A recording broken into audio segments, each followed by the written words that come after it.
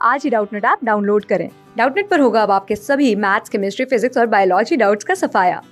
बस अपने क्वेश्चन की फोटो खींचो, उसे क्रॉप करो और तुरंत वीडियो सोल्यूशन पाओ। Download now. हेलो दोस्तों, यहाँ प्रश्न है कि निम्नलिखित आकृतियों में से कौन सी आकृतियों एक ही आधार और एक ही समानांतर रेखा के बीच स्थित है।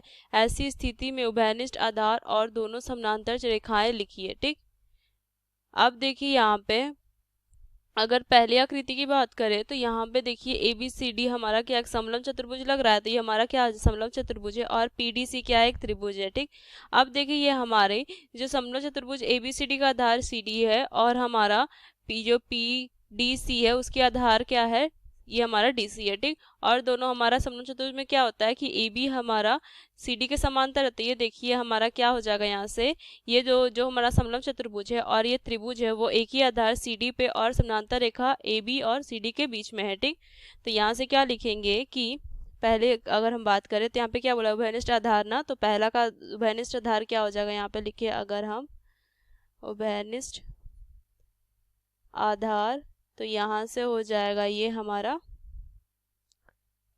CD। ठीक, और हमारा अगर दोनों समानांतर रेखाएं लिखे, अगर हम यहाँ पे लिखेंगे कि दो समानांतर रेखाएं, तो वो क्या हो जाएंगी, वो हो जाएगी AB समानांतर CD, ये हो जाएगा। ठीक, अब उसी तरह से अगर दूसरा में देखें तो दूसरा क्या है, ये हमारा PQRS तो हमारा लग रहा है समानांतर चतुर्भुज है, बट ये जो है ये हमारा PM, ये भी हमारा समलंब चतुर्भुज लग रहा है PMRS, लेकिन ये हमारा देखिए ये हमारा भले ये आधार दोनों का बराबर है, बट ये हमारा क्या हो रहा है, ये हमारा जो हमारा दो समांतर रेखा PQ और RS उसके बीच का ये नहीं है, मतलब ये इसमें हमारा ये जो है समलंब चतुर्भुज वो हमारा इसमें हमारा ये टच नहीं हो रहा है, तो ये हम नहीं कह सकते कि ये हमारा एक ही आधार और एक ही दो समांतर रेखाओं के बीच में है। ठीक, तो यहाँ से दूसरा नहीं होगा। अगर हम इसकी बात करें तो यहाँ से देखिए ये क्या हो जाएगा, PQRS ये हमारा एक समानांतर चतुर्भुज बन रहा है, और PTR यहाँ पे ये QTR हमारा क्या बन रहा है, एक त्रिभुज बन रहा है। तो ये देखिए ये हमारा PQ या PSRQ का हमारा आधार RQ है, और RTQ का जो है वो हमारा आधार त्रिभुज का भी RQ है, और हमारा ये PS समांतर QR दो समांतर रेखाओं के बीच में आ रहा है। ठीक, तो अगर हम दूसरा तो ये नहीं होगा, दूसरा आकृति तीसरे की अगर हम बात करें तो यहाँ से क्या लिखेंगे कि उभयनिष्ठ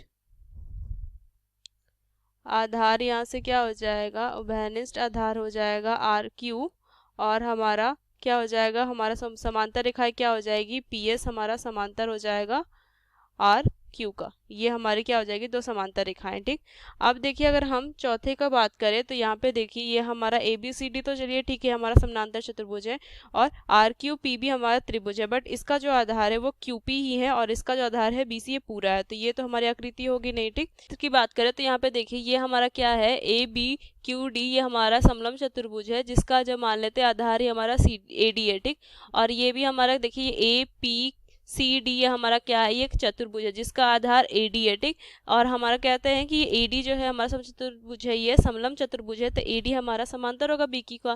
तो अगर हम पश्चिमी चित्र की बात करें तो यहाँ पे जो उभयनिष्ठ आधार लिखेंगे अगर हम यहाँ से, तो उभयनिष्ठ आधार हो जाएगा हमारा यहाँ से AD।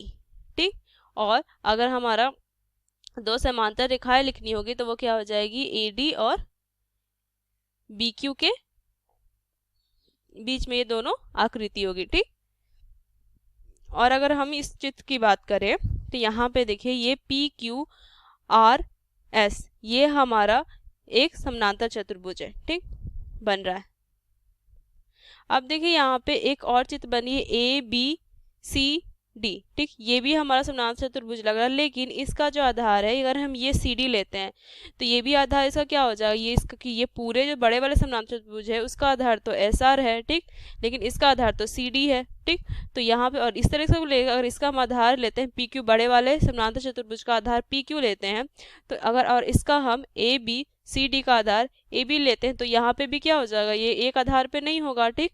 तो यहाँ से क्या कहेंगे कि ये वाला चित्र भी होगा जो हमारा नहीं होगा, जिसमें उभयनिष्ठ आधार और दोनों समांतर रेखाओं के बीच में दो आकृति बने, ठीक। तो ये भी नहीं होगा, तो यहाँ से सिर्फ 3 ही आकृति जो होगी उसके जो होगा कि उभयनिष्ठ आधार और दो समांतर बीच के में हो, मतलब एक, तीसरा और ये पांचवा। तो आशा करती हूँ दोस्तों ये प्रश्न आपको समझ में आया हो। धन्यवाद। क्लास 6 से 12 से लेके नीट, IIT, जेईई मेंस और एडवांस के लेवल तक 10 मिलियन से ज्यादा स्टूडेंट्स का भरोसा। आज ही डाउनलोड करें डाउटनेट ऐप या व्हाट्सएप कीजिए अपने डाउट्स 8400 400 400 पर।